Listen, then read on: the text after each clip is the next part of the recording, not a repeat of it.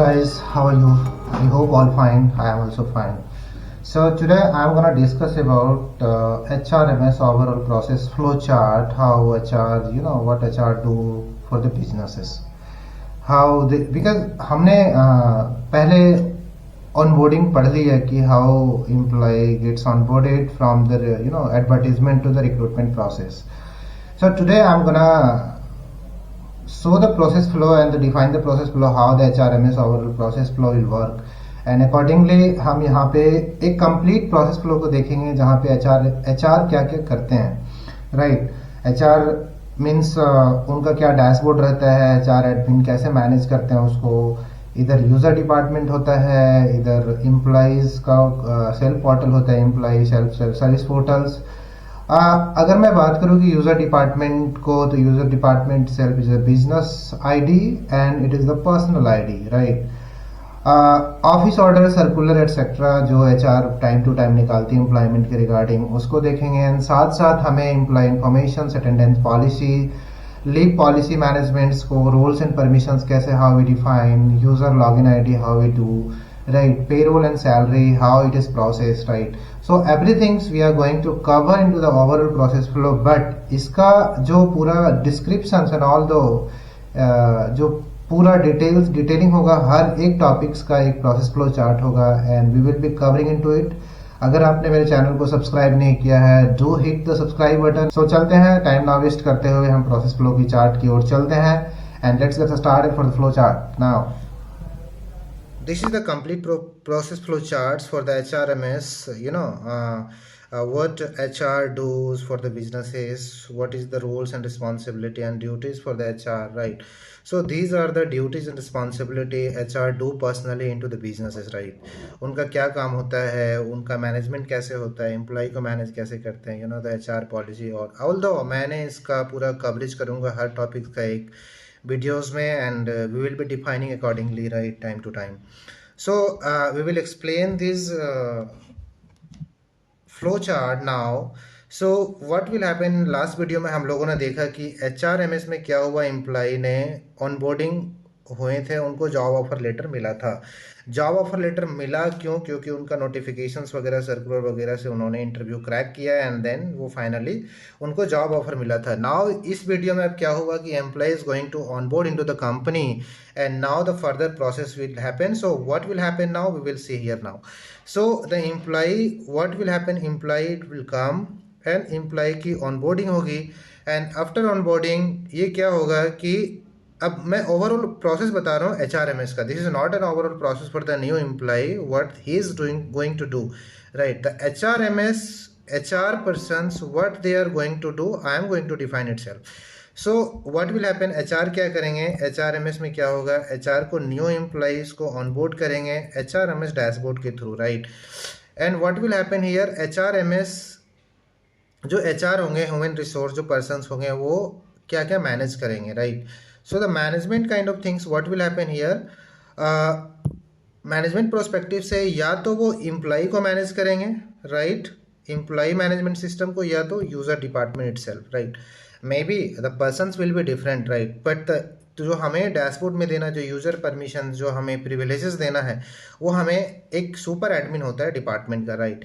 सो इधर the HRMS going to handle to the employ itself and the user department itself. मैं क्यों user department को बोल रहा हूँ कि user department itself it is an employ, but somewhere क्या होता है, समहाउ कि एम्प्लॉय को अपना पर्सनल एम्प्लॉय आईडी यूज नहीं करना पड़ता है, उसको एक बिजनेस यूजर आईडी मिलता है। Business user ID mean to handle the business ID, to handle the business, जो बिजनेसेस का ट्रांजेक्शन्स होगा, राइट, बिजनेसेस का ट्रांजेक्शन्स का उसका एक पर्सनल आईडी होगा उनका, लेकिन वो अपने एम्प्लॉय आईडी से, क्यों ऐसा होता है, there is a reason behind कि HR बोलता है ना कि sometimes employ can not disclose your inform, because क्या होता है, एम्प्लॉय इस पोर्टल पे उनका पेन स्लिप होता है, उनका फॉर्म 16 होता है, समहाउ वो अपने किसी दिन गायब हो गया, वो बिजनेसेस से किसी दिन छुट्टी रह गया, तो उसका यूजर्स क्या होता है ना, कंपनी का पॉलिसी, वो अपना पर्सनल आईडी को डिस्क्लोज नहीं करता है किसी यूजर डिपार्टमेंट की। सपोज मैं एक XYZ बंदा हूँ और आज मैं छुट्टी पे हूँ,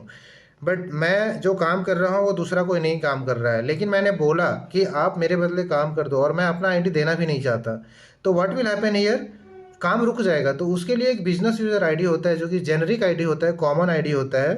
वहाँ पे कॉमन आईडी को एक्सप्लोर करते हैं दूसरे बिजनेस यूजर और उस आईडी से वो काम करते हैं rather than using the personal employ ID. तो इसीलिए मैंने यहाँ पे ये चीज़ लिखा है, user department business user ID for accessing for only doing productions और other activity into the organisations, right. क्योंकि इसमें क्या होगा, उसका पर्सनल इन्फॉर्मेशन तो रहेगा नहीं, पे एंड स्लिप नहीं रहेगा, फॉर्म 16 नहीं रहेगा, और अदर इन्फॉर्मेशन में भी नहीं रह सकता है। तो ये सब के कारण हमें बिजनेस यूजर आईडी देना पड़ता है, एक पर्टिकुलर जेनरिक आईडी बना करके। और अदर एक्टिविटी में लाइक हमारा कुछ ऐसा सर्कुलर नोटिफिकेशन स्ट्रक्चर आता है, कुछ अदर और परफॉर्म करना आता है एचआर को, तो उसके लिए वो अदर का कस्टमाइजेशन का ऑप्शन देना पड़ता है ईआरपी में, राइट। नाउ अब हम चलते हैं कि एम्प्लॉई को कैसे हैंडल करता है एचआरएमएस के थ्रू एम्प्लॉई एचआर, राइट। अब यहाँ होता है या तो न्यू एम्प्लॉई ऑनबोर्ड हुआ या एग्जिस्टिंग एम्प्लॉई पहले से हमारे ईआरपी में ऑनबोर्डेड है, ठीक है। तो क्या होता है, उसको पहले यूज़र लॉगिन आईडी मिलता है। बिना यूज़र लॉगिन आईडी किए हुए आप एंट्री नहीं ले सकते हैं सिस्टम में, right. So you will be having the proper authorisations for the email ID, user ID और the employ ID, whatever it is, right.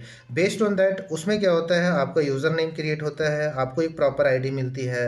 उस आईडी के थ्रू ईआरपी में बैकएंड से आपको रोल आईडी दिया जाता है, राइट, कि उस पर्टिकुलर यूज़र आईडी में, ठीक है, यूज़र आईडी में एक प्रॉपर रोल होता है कि आपको ये काम करना है, ये काम आपको असाइन होगा, आपको ये काम करना, आपको पर्सनल आईडी मिलेगा, आपको फॉरगेट पासवर्ड का ऑप्शन मिलेगा आपके पोर्टल पे, ऑथेंटिकेशंस होगा। ऑथेंटिक का मतलब डबल ऑथेंटिकेशंस, लाइक अगर कभी फॉरगेट पासवर्ड करना हो या आपने लॉगिन किया तो there is authentication, double authentication, master captcha हो गया, this kind of the authentications it is build into the ERP, right. Reset options का, रीसेट पासवर्ड का ऑप्शंस होता है, right. So there is a user login ID master. इस master में हर चीज का मास्टर होगा। Without having the master you can not do anything, right, because everything going to be synced into one place, है ना, सब कुछ सिंक होने वाला है। सो अब क्या हुआ, यूजर लॉगिन आईडी हुआ और यहाँ पे हमने रोल आईडी के बेस पे हमने रोल आईडी परमिशंस का मास्टर बनाते हैं, जो कि होता है रोल आईडी। रोल का नाम क्या हुआ, रोल आईडी सपोज हमें अटेंडेंस का देखना है तो ATT_, somewhere it is the role ID, it will define role ID का परमिशंस क्या देना है आपको, कौन सा स्क्रीन देना है, ठीक है, उसका डिस्क्रिप्शंस क्या होना है, राइट, नाम क्या होना है, कौन से स्क्रीन में विजिबल होगा, कौन से मॉड्यूल में विजिबल होगा, ये सारा कुछ आपको परमिशन से रोल में डिफाइन करता है। कौन सा स्क्रीन, कौन सा टाइप, अगर कोई अदर एक्टिविटी होगा वहाँ पे भी ऑप्शन देना पड़ेगा। The persons can customize itself on their own, है ना। उसके बाद क्या होता है, एचआर हमें ये भी देखती है कि एम्प्लॉय को मैनेज कैसे करना है, right. Suppose one employ is going to onboard, one employ is going to onboard and the other employ it is already in existing, right. So क्या होगा, अगर वो न्यू एम्प्लॉय है तो सबसे पहले इनरोलमेंट होगा बैकएंड में, ठीक है, उस एम्प्लॉय का, उसको एम्प्लॉय आईडी दिया जाएगा proper, whether system will generate properly और system will not generate rather than putting their own employ ID, जो सीरियल चला रहा है जमानों से, ठीक है, उस आईडी को। या तो सिस्टम ऑप्शन देगी कि एक पर्टिकुलर जेनरिक आईडी, पर्टिकुलर एक आईडी, सीरियल आईडी वो जनरेट करे सिस्टम से, या तो, ठीक है, उसका नाम होगा, उसका फाइनेंशियल डेटा मीन्स सैलरी का जो प्रोसेसिंग होगा उसका कौन से अकाउंट में होगा, राइट, जो उसका सैलरी आएगा वो कौन से खाते में आएगा, this is the financial data. Address होगा उसका, मोबाइल, ईमेल आईडी एटसेट्रा। उसका ग्रेड पे का कैलकुलेशंस होगा, उसमें उसको दिखेगा कि ये बंदा कौन सा ग्रेड पे है, ये एप्लीकेंट कौन सा ग्रेड पे है, इसका सैलरी क्या है, डेजिग्नेशंस क्या है, इसका भी everything will be having the master, right. Master से सब कुछ उठ के आएगा। ईआरपी में without master the data will not sync from anywhere, right. Dependency फिर बने, क्योंकि इसमें डिपेंडेंसी होती है, इंडिपेंडेंट कोई चीज़ नहीं होता है, हर एक मॉड्यूल का इंटीग्रेशन होता है हर एक दूसरे सब मॉड्यूल से, राइट। तो other information related to the employ, if anything you want to update, you want to update, you can update, or either you can delete, disable, or you can add also. So these are the roles of the HRMS, right। HR का होता है। अब employee onboard हो गया, अब क्या होता है, इम्प्लॉय का अटेंडेंस लगता है, right. Attendance what will happen, employ के अटेंडेंस आईडी मिलेगी, राइट, इम्प्लॉय की। उसके बाद उसका स्टेटस क्या है, हाँ स्पेस छूट गया है, एम्प्लॉय अटेंडेंस स्टेटस क्या है, आज उसने पंच किया, कल नहीं किया, कितने बजे आया, टाइमिंग क्या थी, etcetera. This is the attendance policy, right. Attendance type क्या होगा, अटेंडेंस टाइप का मतलब आप कितना बजे आ रहे हो, रेगुलर एम्प्लॉय हो, ठीक है, कितना आपका टाइम फ्रेम है अटेंडेंस लगाने का, दीज आर द, आप कौन सा वर्कर हो, ये सारी अटेंडेंस पॉलिसीज में कवर होता है, विच इज़ कॉल्ड, बोथ का कॉम्बिनेशन होता है। बिकॉज अगर ये एक दूसरे पे डिपेंडेंट रहेगा तो ये फाइन नहीं करेगा कि ये एम्प्लॉय का अटेंडेंस आईडी कौन सी है, इस तरीके से, राइट। उसके बाद अटेंडेंस फाइनलाइजेशन होगा, लास्ट में एचआर फाइनल करेगी अटेंडेंस को, और बेस्ड ऑन द फाइनलाइजेशन यहाँ पे सैलरी प्रोसेस किया जाता है, राइट। जब तक अटेंडेंस फाइनलाइजेशन नहीं होगा एचआर कैन नॉट प्रोसेस, और द, बिकॉज एचआर का काम होता है सिर्फ अटेंडेंस को फाइनलाइजेशन करना, फाइनेंस एंड अकाउंट डिपार्टमेंट को होता है सैलरी प्रोसेस करना, राइट। अटेंडेंस डिस्क्रिप्शंस हो गया कुछ, अगर आपको लगता है कि अटेंडेंस ऐसे जाना है वैसे जाना है इसने कुछ, तो हर एम्प्लॉय के अटेंडेंस पे आप मार्क करोगे। सपोज एक एम्प्लॉय 30 दिन आया तो there is no comment, but एक एम्प्लॉय 28 डेज आकर के, बिकॉज फाइनेंस बंदे को पता भी तो चलना चाहिए ना कि एक दिन का उसने क्यों काटा, क्या, हालांकि उसके पास सारा डेटा जाता है कि उसने कितना दिन अटेम्प्ट किया बायोमेट्रिक से, कितना दिन मैनुअल किया, राइट। तो ये सब सारी चीज़ें इन्फॉर्मेशंस वहाँ पे जाती है, और based on the attendance descriptions manual attendance का ऑप्शंस होता है। क्यों होता है? क्योंकि अगर किसी दिन बायोमेट्रिक डिवाइसेस काम नहीं किया अटेंडेंस मैकेनिज्म में, ऑल्दो हम हर चीज़ का टॉपिक्स का एक डिस्क्रिप्शंस पूरा लेकर के आएंगे, पूरा फ्लो को डायग्राम को डिफाइन करेंगे हर एक चीज़ का, बट मैनुअल इंटरवेंशन इसलिए होता है क्योंकि सपोज कोई दिन बायोमेट्रिक डिवाइसेस काम नहीं किया और वहाँ पे मोबाइल ऐप का भी ऑप्शन नहीं, या ब्रेक डाउन हो गया इंटरनेट सेवाएं, तो वहाँ पे क्या होता है कि एचआर को बताया जाता है कि हमने ये दिन प्रेजेंट हुए थे, तो वहाँ पे बैकएंड से क्या करती है, एचआर को ट्रेन किया जाता है इस तरीके से कि बैकएंड से वो मैनुअल एंट्री करके और अटेंडेंस को अपडेट करे, राइट। एवरी एम्प्लॉई के पास क्या होता है, उसकी लीव पॉलिसी होती है, राइट, लीव पॉलिसी होती है, ठीक है। या एवरी एम्प्लॉई के पास कि आपको कितना लीव दिया जाएगा साल में, महीने में, ठीक है, किस टाइप का लीव होता है, तो ये लीव पॉलिसी को डिफाइन करता है। इसका भी मास्टर होता है, और लीव मास्टर में क्या होता है, हमें leave and holiday policy define होता है पहले से ही, कैलेंडर होता है, कैलेंडर पॉपुलेट होता है उसके स्क्रीन पे, जैसे वो अटेंडेंस लगा रहा है तो वो सारा वहाँ पे फ्लक्चुएट होता रहता है रियल टाइम के बेस पे। लीव आईडी क्या होगी, लीव आईडी मीन्स अगर कोई मैटरनिटी लीव पे है, पैटर्निटी लीव पे है, तो that should be the proper ID to configure into the ERP, और वो प्रॉपर काम करना चाहिए। Holiday ID, holiday suppose Sunday Saturday, कोई गांधी जयंती आ गई, and somewhere it is Dussehra and Holi et cetera, Holi is coming right now, so there is a Holi, so different different locations पे different different leave and the policy ID होगी, holiday policy ID, इस पे system काम करेगी। अगर आप दिल्ली से लोकेशंस, दिल्ली से लॉगिन कर रहे हो तो दिल्ली के लिए अलग पॉलिसी हो जाएगी, झारखंड से कर रहे हो तो झारखंड के लिए अलग पॉलिसी हो जाएगी, हैदराबाद से कर रहे हो तो हैदराबाद की अलग लीव पॉलिसी होगी, तो system will work like that, right. So if you, because वहाँ पे फिर लोकेशंस को आपको मास्टर बनाना पड़ेगा, लोकेशन के बेस पे वहाँ पे डिफाइन करना पड़ेगा, right. So these are the policy you need to configure into the master itself and the system will work. Leave holiday date, कौन सी डेट को है, सब कुछ, बिकॉज सब कुछ मास्टर में सेट होगा। टाइप्स ऑफ लीव मैंने बोला, paternity leave, OL, CL etcetera, types of holiday etcetera, किस तरीके की लीव है। अब आते हैं, सब कुछ ये फाइनल हो गया, राइट, ये तीन चीज, अटेंडेंस, एम्प्लॉय ऑन बोर्ड हो गया, ठीक है, उसके बाद अटेंडेंस ऑन बोर्ड हो गया, अटेंडेंस हो गया, उसके बाद हॉलीडे हो गया, हॉलीडे कॉन्फ़िगर हो गया, उसने पूरा महीने का पंच लगा दिया। अब क्या करेगा एम्प्लॉय, तो पूरा दिन काम कर लिया, पूरा महीने काम किया, अब वो बोलेगा कि मुझे अब पैसे चाहिए, राइट। तो पैसे के लिए ये सीधा ये सारा कुछ डिटेलिंग जा करके पेरोल पे जाता है, पेरोल मैकेनिज्म पे जाता है, पेरोल डैशबोर्ड पे जाता है, और ये चीज़ क्या देखती है, या तो कहीं कहीं एचआर खुद देखती है, या तो F&A टीम देखती है, फाइनेंस एंड अकाउंट्स टीम देखती है इस चीज़ को। अब ये पूरा जो अटेंडेंस लिया ना 28 दिन का, तो इसका 28 दिन का ही पैसा बनेगा बेस्ड ऑन द ये वाला पॉलिसी, जो एम्प्लॉयमेंट पॉलिसी थी ना वहाँ पे, उस तरीके का यहाँ पे ये ग्रेड पे एटसेट्रा, यहाँ पे इस तरीके से ये ऑटोमेटिकली कैलकुलेट करेगी। सैलरी कंपोनेंट लाइक आपका बेसिक सैलरी है, डियरनेस अलावेंस 10% है, 20% है, based on the basic salary, आपको कोई स्पेशल अलावेंस मिलता है, तो this system will calculate based on the percentage and the configure into the system into the HR policies, right.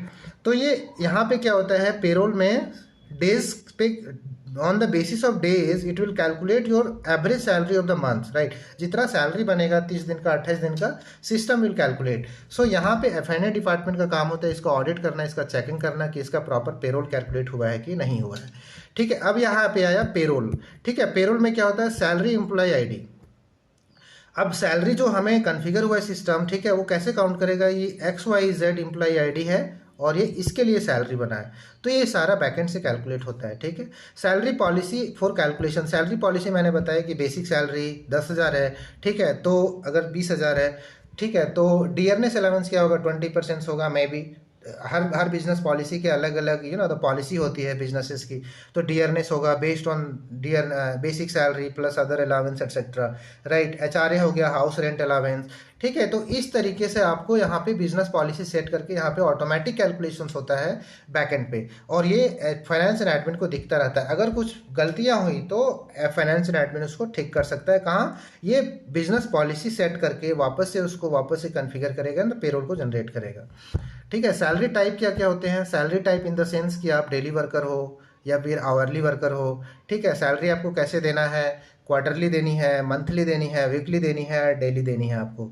Salary amount क्या बनेगा, all those approval, because payroll कभी भी process ऐसे नहीं हो सकता है विदाउट अप्रोप्रिएट अप्रूवल अथॉरिटी, ठीक है। एक दो लेवल पे वेरीफाई होता है कि तभी जा करके सैलरी रिमेंबर्समेंट होता है, सैलरी प्रोसेस होता है टू एम्प्लॉई। उसके बाद जैसे ही ये सैलरी पेरोल को ट्रिगर करेगा, it will go to the accounts payable.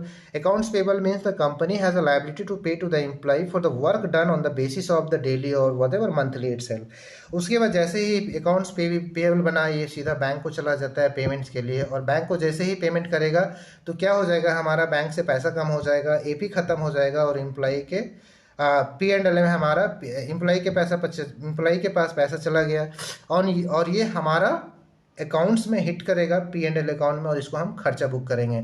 So the system will work like that, ठीक है। हमें इसमें सपोज एम्प्लॉय को लोन मांगता है, कोई रिमेंबर्समेंट मांगता है, कोई पॉलिसी कोई क्लेम मांगता है, उसको रिमेंबर्समेंट करवाना है, तो हम एक एक फ्लो को लेकर के आएंगे। प्लीज़ मेरे साथ बने रहना, हर एक वीडियो का डिफाइन के साथ प्रोसेस फ्लो आएगा। हम आगे वीडियो में ये भी लेकर के आने वाले हैं कि हर एक टॉपिक्स का प्रोसेस फ्लो होगा। सपोज आप एक एम्प्लॉय लोन लेता है, राइट। कोई एम्प्लॉय एडवांस लेना चाहेगा, कोई एम्प्लॉय लोन लेना चाहेगा, कोई एम्प्लॉय और तरीके से कुछ रिमेंबर्समेंट लेना चाहेगा, कोई एम्प्लॉय टीए बिल अप्लाई करना चाहेगा। तो how the system will work, how request will, हर एक चीज़ों का हमें प्रोसेस फ्लो लेकर के आना है। उसका मास्टर कैसे बनेगा ईआरपी में, उसका डेफिनेशंस क्या होगा ईआरपी में, उसका कंटेंट क्या होगा, उसका स्क्रीन कैसे दिखेगा। ऑल दो I will be covering into the process flow in this the U-turn ERP functional concept में। आप इसे प्लीज़ करके सब्सक्राइब को अपने करें, अपने दोस्तों के साथ शेयर करें, और इसका हर एक चीज़ को वीडियो मैं लेकर के आता हूँ डिस्क्रिप्शन में। Okay, thank you so much.